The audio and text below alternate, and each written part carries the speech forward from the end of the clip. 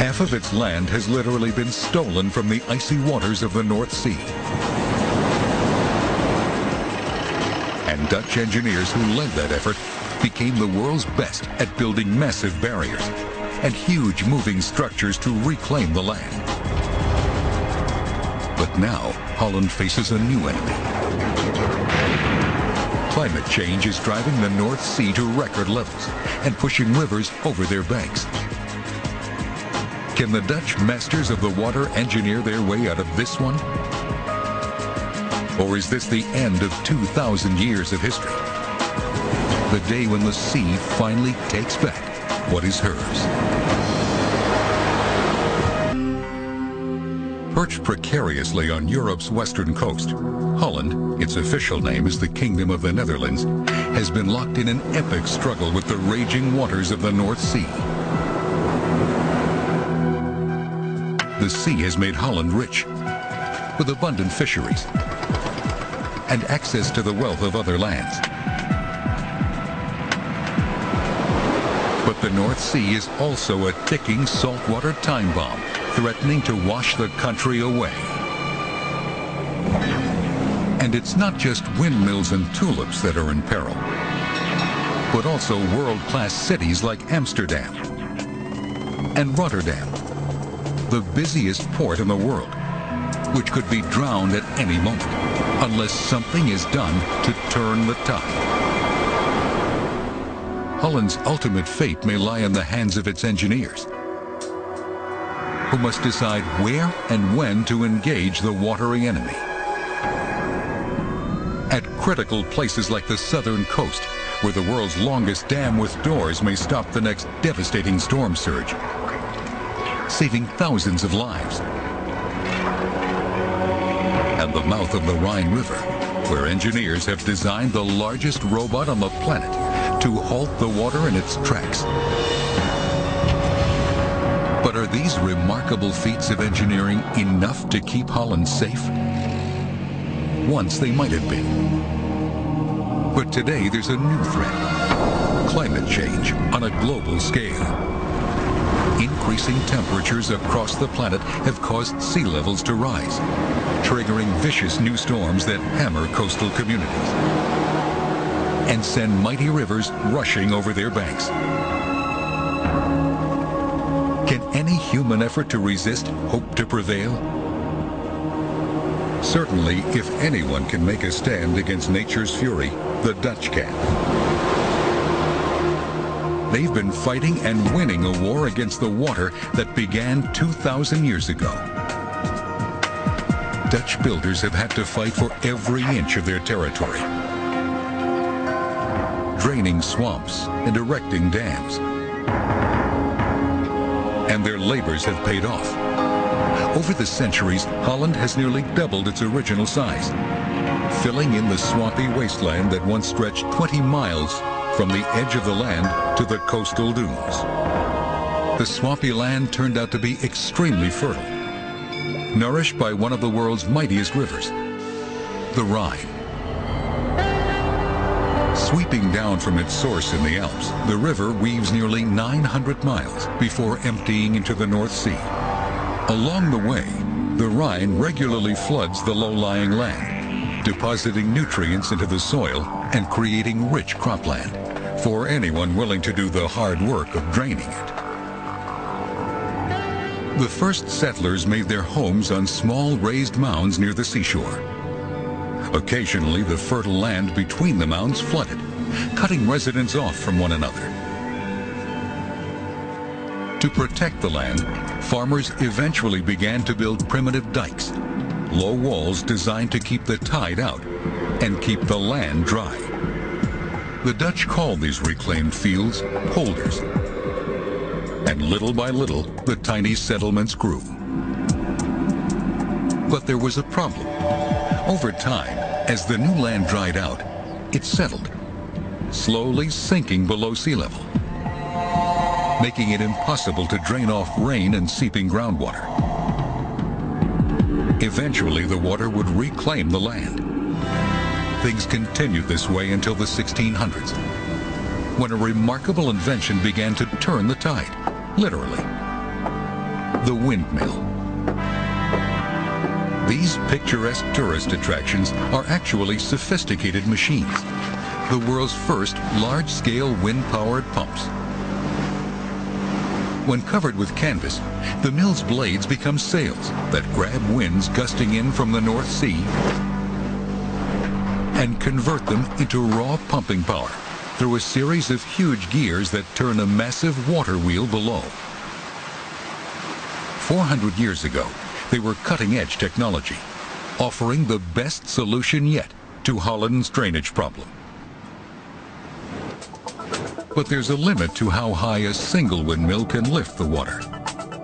So engineers next began to arrange the mills in groups over a network of canals, each pumping the water gradually upward, from the lowest point on the bottom land to the top of the dikes, where it spilled into a canal or river and flowed out to the sea.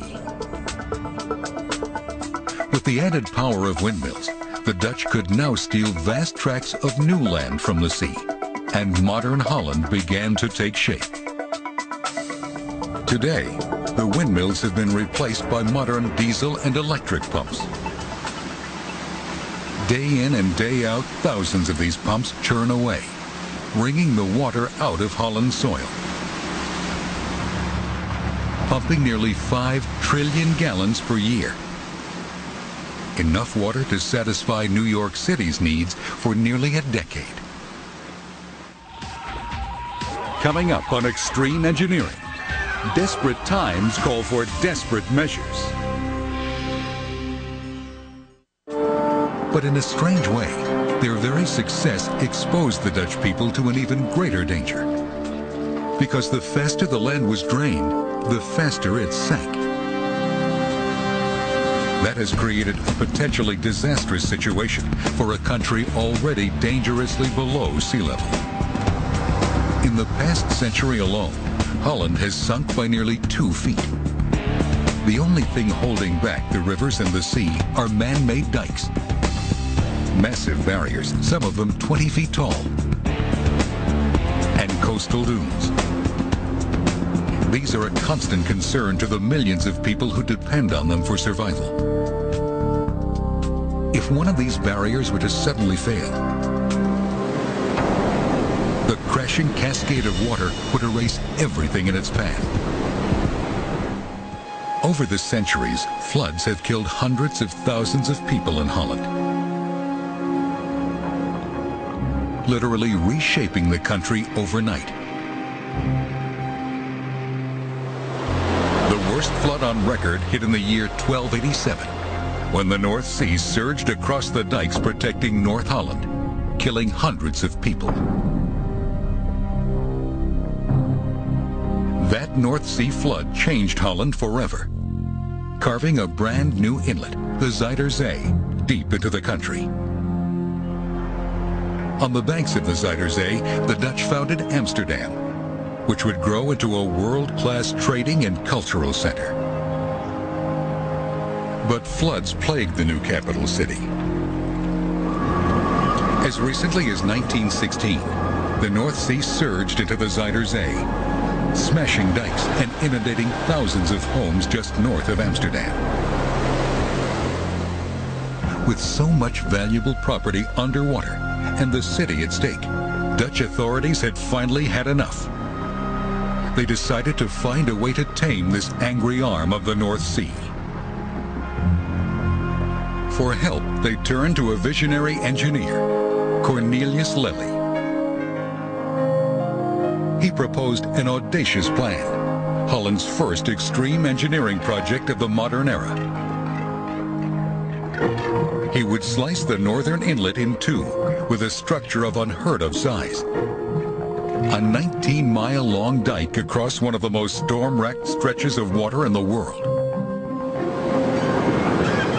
On one side would be the raging sea. On the other side, a new freshwater lake called the Isselmeer. But could he do it? Or would Amsterdam have to one day succumb to a North Sea flood? Nobody really could guarantee that it would come to a successful end. It was actually sort of dangerous project. So many people were involved, so many technique was involved, so many new techniques were involved. In April 1927, Lely and his engineers began to construct the giant dike. It was the start of a massive national effort that would touch the lives of every Dutch citizen. The plan was to erect a pair of clay walls, 100 yards apart. The trough running between them would be filled in during the final stages of construction. But the clay walls would have no chance of surviving unless they could be protected from the powerful North Sea tides. So thousands of workers wove a massive web of brushwood and willow branches. Workers assembled 1.5 million square yards of this covering, which would protect the sea floor and the sides of the dike itself from erosion. As the giant wooden webs sank into position, workers anchored them in place with millions of tons of rock. With the clay walls secured, engineers began to pump 250 million cubic feet of sand into the gap, enough to form an artificial beach 100 yards wide, stretching 19 miles. As a final layer of armor, workers laid millions of tons of stone along the dike's outer walls.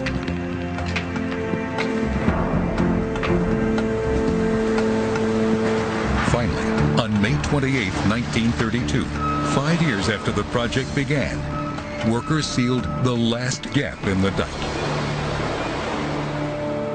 Cornelius Lely had scored a stunning victory for Holland against the North Sea. But he was not done yet. Behind the dam, in the new inland lake, he went on to build more dikes to enclose large portions of the old North Sea inlet. Then he sent in the pumps. Over the next 40 years, the Dutch drained nearly 500,000 acres of ancient seabed, creating 4 new territories, the largest addition to Holland in history.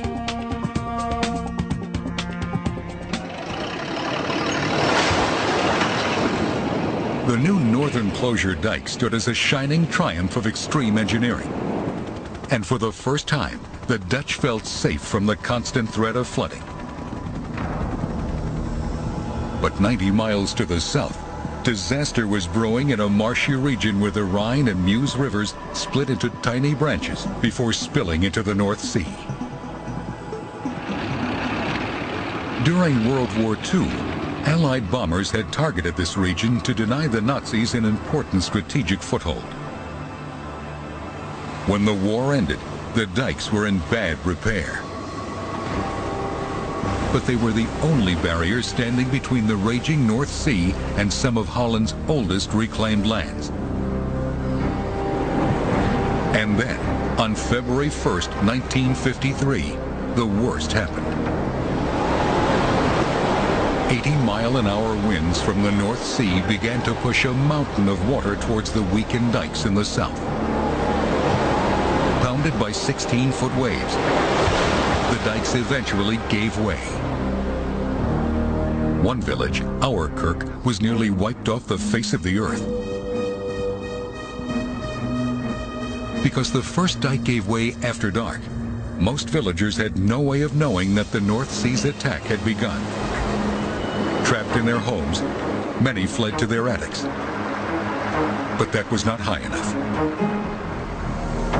Whole families were crushed or drowned as their houses collapsed. Nico Portfleet was one of the lucky few who survived. Father had his hammer and his chisel, so when we were in the top of the house, he could make a hole in the roof so that we could get outside. Because he said, we will be trapped just like rats. And that was just what happens with my grandmother a few houses away. By daybreak, the sea had demolished 70 dikes and pushed 45 miles inland. nearly 2,000 people perished. It would take 10 months to repair the dikes and pump out the seawater. But for some, the memory of the tragedy would endure far longer. People who made it through, they can say, no, remember, it can always happen again. The disaster was a major setback for the Dutch. Clearly, the dike across the Zuider Zee was not sufficient to protect the country. Builders realized that they would have to construct another massive barrier, this time in the south. But there was a problem. The southern coast had not one, but several inlets to protect, presenting an engineering challenge far more daunting than anything builders had ever before faced. In 1958, engineers devised a plan and work began. Over the next 30 years, engineers painstakingly built barrier after barrier, creating new inland lakes and redirecting rivers. Finally, only one opening remained. But it was the largest inlet of them all, a potential backbreaker. The tides here surged with incredible force. Even so, engineers pushed forward with a traditional dike, like the others they had just completed. But just as construction began, the project took an unexpected turn. For the first time ever, the Dutch public began to question the methods employed by their heroic builders. Because building a dike across this inlet would have caused the destruction of a fragile ecosystem, threatening the local fishing industry. So engineers stopped building and set out to try to find a new approach, one that would protect the land without decimating the coastal fishing industry.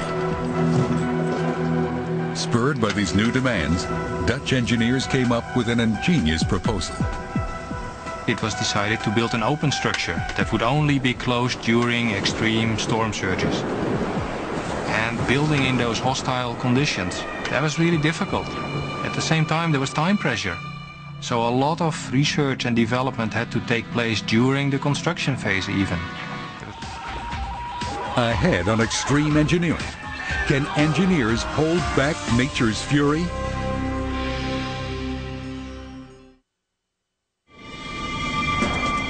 It would be a dam like no other, because it wouldn't attempt to block the flow of water unless a devastating storm surge threatened. The proposed structure would be the world's longest dam with doors, more than 60 of them, each weighing as much as 40 fully loaded railroad boxcars, hung between 65 gargantuan piers. Under normal conditions, each door would remain in the up position, allowing the North Sea to flow underneath. But if sea levels rose to dangerous heights during a storm, the doors would be lowered to the sea floor, sealing off inland Holland from the storm surge. No structure this complex had ever before been built in the sea, in an area with such strong tides. Builders feared that super strong currents would tear the structure apart before they could anchor it to the sea floor. Currents this strong would make the sea bottom unstable because they rip away the fine sand. Twice a day the water flows in and out at high velocity, and building a structure in there is quite a task. The bottom is formed of sediments, fine sediments that move around constantly. To better understand how the current affected the sea floor, scientists came to a laboratory like this.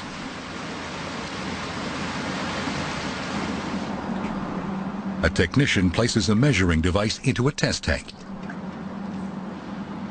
The bottom of the tank is lined with sediments similar to those at the bottom of the North Sea inlet.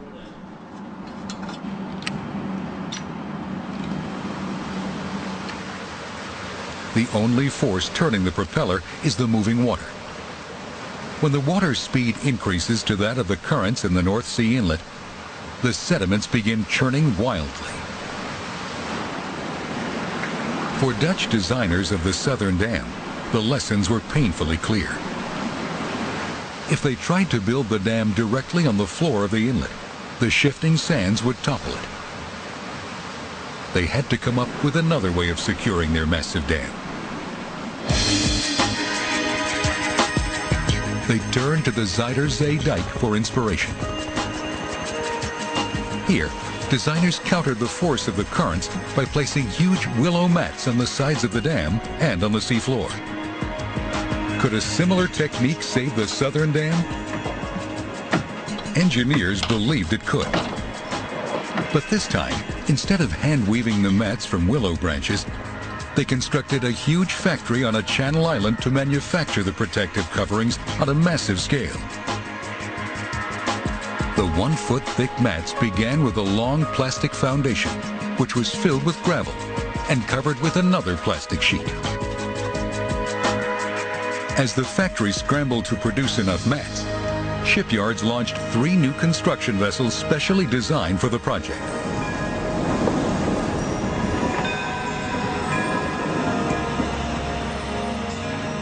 And in a huge dry dock created on a channel island, the massive piers took shape.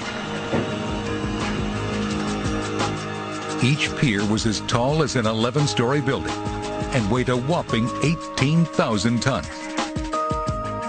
The same as a nuclear submarine. These engineering marvels would form the backbone of the new barrier. But first they had to be put in their proper places, and that would be a daunting undertaking.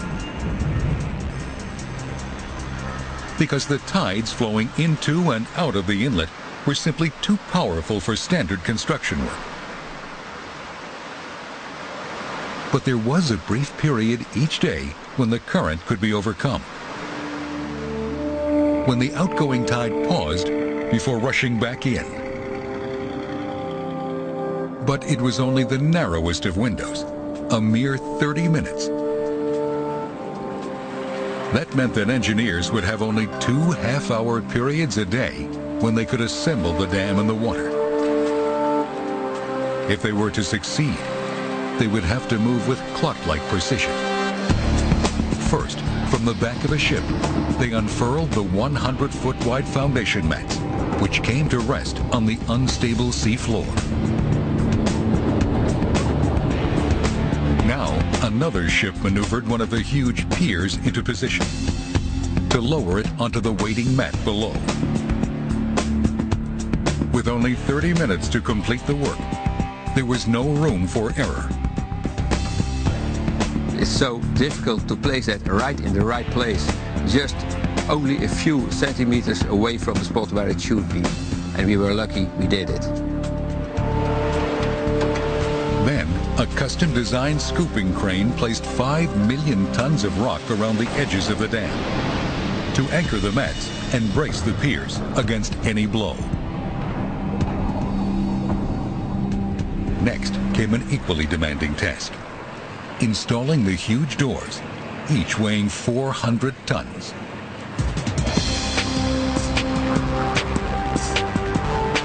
By 1987, the storm surge barrier was complete.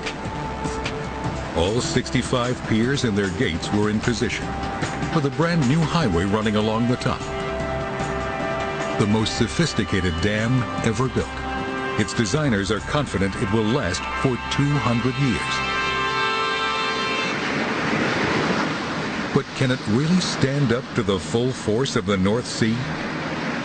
When the big storm comes, you can imagine it's enormous. It's really enormous. When wind force 11 stands on the barrier with all the big waves up to 3 or 4 or even 5 meters, it's an enormous power. You really must feel it.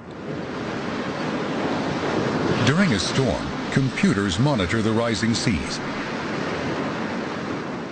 When a storm surge reaches 10 feet above median sea level, an alarm goes out to the emergency control team. They give the command to lower the doors, sealing off the inlet. As of 2002, the dam has had to slam shut 21 times, protecting the coast and saving countless lives. It's a victory for those who remember the terrible flood of 1953.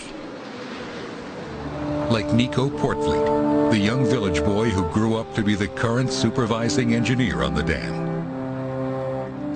There is a kind of special feeling working on this barrier. You can imagine that. With the completion of the southern barrier, Holland was better protected from the North Sea than ever. Yet there remained one glaring gap in Holland's formidable defenses: the narrow channel that led up the Rhine River to the port of Rotterdam, the busiest seaport in the world. Every 6 minutes, another ship enters or exits the harbor. Over a year, that's more than 80,000 vessels, hauling more than 320 million tons of cargo. If a major storm surge were to come barreling up the Rhine, it would flood Rotterdam with more than 16 feet of water. Worse still, the sea would inundate a huge area to the north, the most densely settled part of Holland, home to more than 5 million people. The Dutch knew that they had to protect this strategic port, no matter what the cost. The problem was, no one could figure out how to design a storm barrier that wouldn't also restrict the flow of ships and goods. Next up on Extreme Engineering, it's robotics to the rescue, as the world's largest surge barrier is assembled. In 1991, a new generation of engineers took up the challenge to build a storm surge barrier large enough to protect the port in an emergency, but kept out of the way until needed. They came up with a revolutionary design: a pair of massive barriers that could swing into place across the river when needed, shielding the port from an approaching storm surge. Each barrier would be attached to the end of a massive arm of steel tubes. And each of these huge arms would have a shoulder, a ball and socket pivot that allows it to swing its barrier into place. To test the design, engineers experimented with a scale model in a lab. Like the model, the actual steel barriers would be hollow, allowing them to float on the surface of the water. Once they've swung into place, they would be filled with water and sink to the bottom, sealing off Rotterdam from the approaching flood. Overall, a stunningly simple design, but very difficult to build. The first test we did showed tremendous instabilities of the whole structure, simply due to the current that's going under the barrier while we bring it into position. The barrier was absolutely out of control. The bobbing motion of the model appears slight, but it means that the real barrier would heave up and down 30 feet, possibly tearing the structure apart. So engineers redesigned the underside of each barrier to try to reduce the turbulence below. But no one could know for sure if this change would be enough.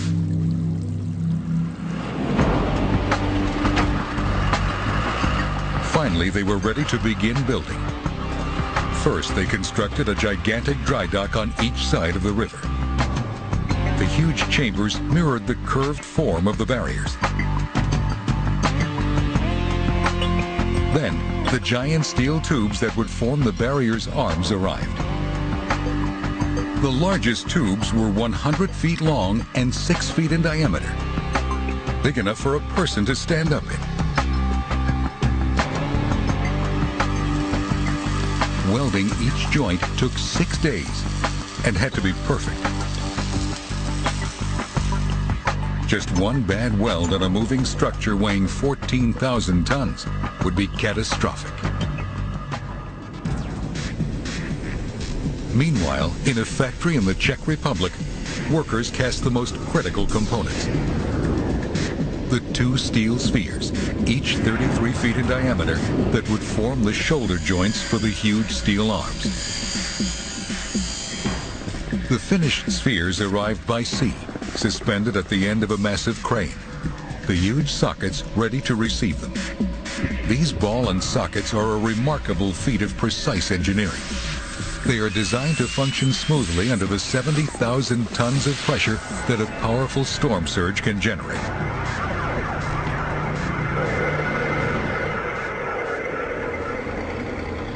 In 1997, 6 years and almost $3 billion after work began, Rotterdam finally had its storm surge barrier. Holland's Queen Beatrix christened the barrier, which would now get its first full test run. Would the design work, or would it be ripped apart as it moved? It worked. But those waters were calm. The real test will come the first time it has to close during a massive storm.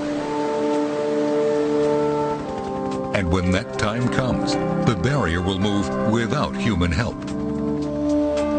Because the barrier is not only the largest moving object ever made, it is also the largest robot in the world.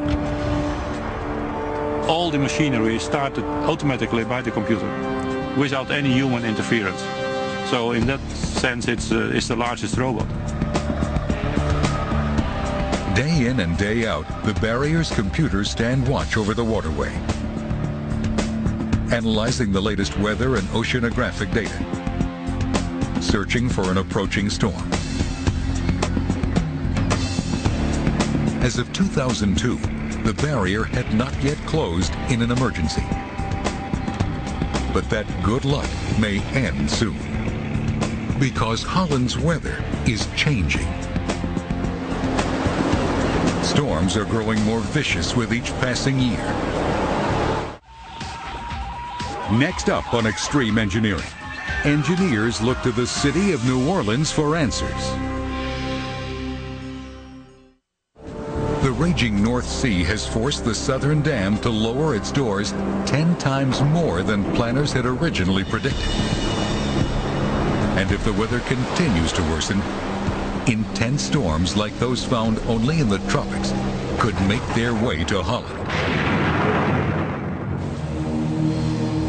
The heavy rains they bring could turn once friendly rivers into deadly foes, opening a brand new front in the war on water.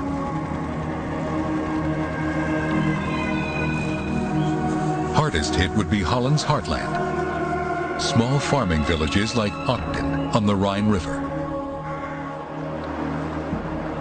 Like the beating of a great heart, floods have moved in and out with the seasons, tracing a predictable rhythm. For centuries, the dikes have protected the town and farmland during these floods. But in the winter of 1995, that pattern suddenly broke. Unusually heavy rains soaked the countryside. The water drained into the Rhine, causing it to rise. The river reached its usual peak level, but then it kept going. The dike began to tear up. The level of the river was still here. It was a very dangerous situation. I get the advice to evacuate immediately. It was a critical moment. The swollen river threatened to overwhelm the dikes and inundate the village. There would have been a wall of water destroying all the houses in a circle of about a kilometer. That would have meant for the village of Ogden, of about 3,000 people, that it would have been washed away. But the flood never came. The river stopped rising and slowly receded. Was this near miss nothing more than a once-in-a-century threat? If global warming is a reality, the worst may be yet to come. Our showers now will become more tropical, and that means that the tropical intensities will appear here. If you travel to the south, then you know that the tropical showers are way more intense than our showers in the north.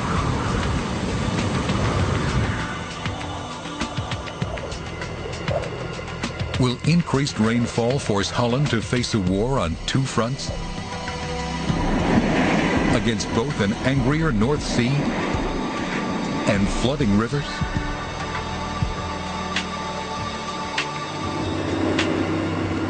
To learn what the future may bring, some Dutch planners have looked elsewhere, to a place closer to the tropics, where engineers have been locked in a similar struggle for nearly a century. New Orleans, Louisiana. This city is famous for its nightclubs and casinos, but the real gamble here plays for far higher stakes. The city is under siege from water on all sides, and engineers may be powerless to fend off disaster. Like much of Holland, New Orleans sits on land reclaimed from water. In this case, the Mississippi River. And also like Holland, the city has been sinking over the centuries. Not only that, nearby Lake Pontchartrain crowds New Orleans from the north. Both the river and the lake are poised to pour destruction on the city below. Only giant levees, similar to Holland's dikes, keep the city from being drowned. But New Orleans also faces a huge danger that Holland doesn't, at least not yet: hurricanes.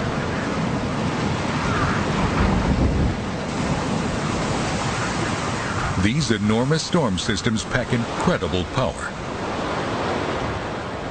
A hurricane would be equivalent to hundreds of nuclear bombs in terms of the amount of energy released. So even if we dropped our biggest nuclear bomb on a hurricane, it wouldn't even feel it. It would just keep right on going. Hurricanes gather strength far out to sea. And as they approach land, they drive a wall of water before them. These storm surges can be even more destructive than the North Sea floods in Holland. In fact, the largest storm surge ever recorded, a devastating wall of water 23 feet high, slammed into the Gulf Coast in 1969. Driven by the 180-mile-per-hour winds of Hurricane Camille, the storm surge killed 250 people in Mississippi. Even so, it could have been much worse. Had the hurricane veered just slightly to the west and hit New Orleans, it could easily have killed 100 times as many people.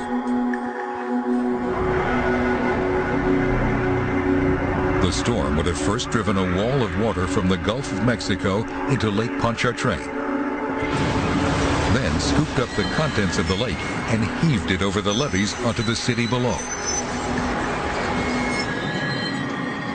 It would have been a flood unlike any the city had seen before.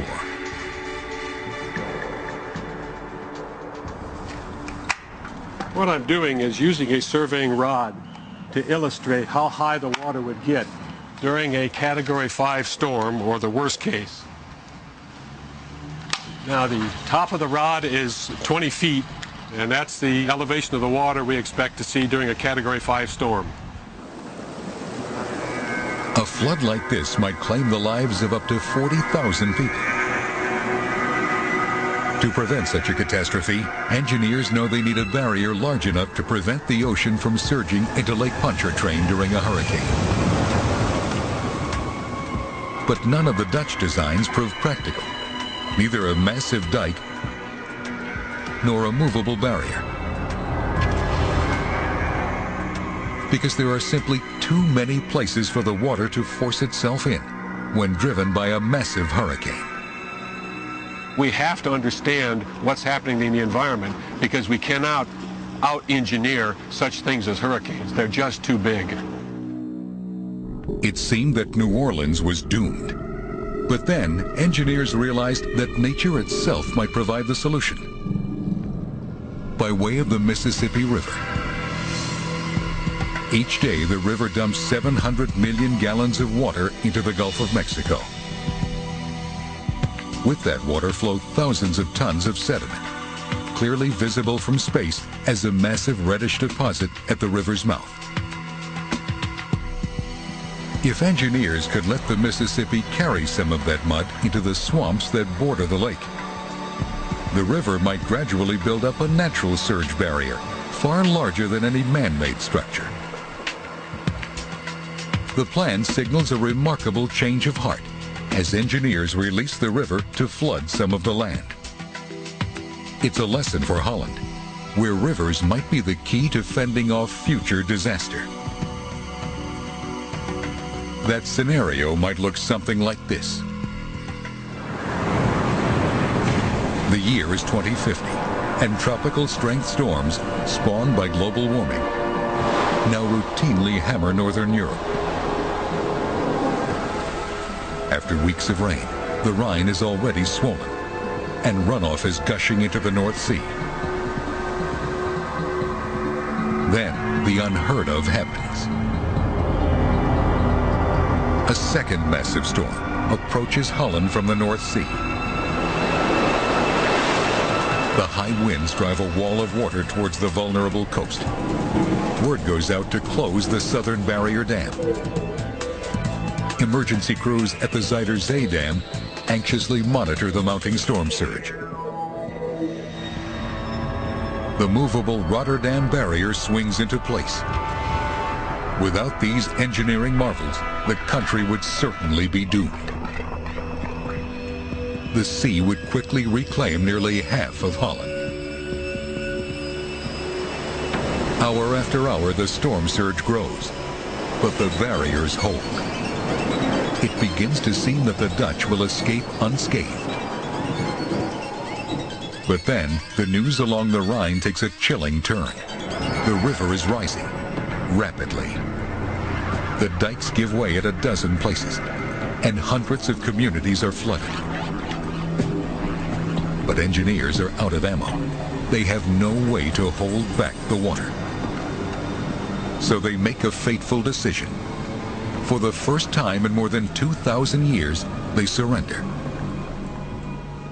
They cut their losses and relinquish some of the land. They won't try to fight the flood. Instead, they will try to manage it.